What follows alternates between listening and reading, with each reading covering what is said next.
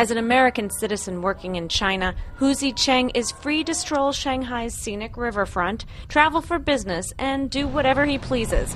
But because of a drawn-out court case, he can't do the one thing he longs to do. As long as the court does not make decisions, they have the exit restriction placed on me by the court.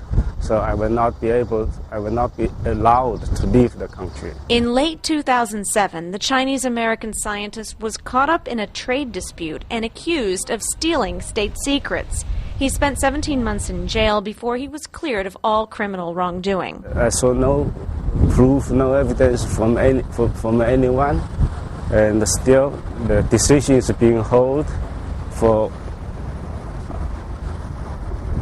to me for no reasons. But the legal nightmare wasn't over. A rival company sued Zhicheng. His wife believes that an executive there pulled strings to stop him from leaving the country. I don't know. I tried everything I could think of. I wrote anybody I could think of. You don't know how many letters I wrote, how many day and night I spent on this. Lee says she hasn't had a good night's sleep in 4.5 years because she worries about her husband's safety and her children growing up without a father. I do think it did force me and my brother to grow up a lot, to mature a lot more than we would have probably naturally by ourselves. Victoria was a high school junior in the middle of applying to college when the family first got news of her father's arrest. Now she's at UC Berkeley. Her brother Richard was only 13. In the beginning, it was a lot more traumatic than it was now. So in a way, in the beginning, I didn't know what to expect. I kept thinking he'd be back in a month or another month, and then a month later he wouldn't be back, and I just pushed off another month.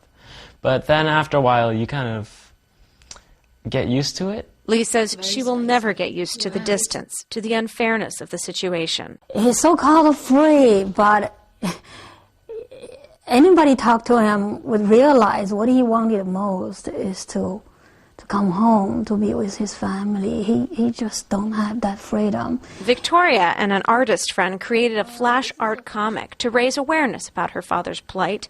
Lee and her children play down their pain, but in the comic's moody drawings, it's plain to see. Raquel Maria Dillon, The Associated Press, Rancho Palos Verdes, California.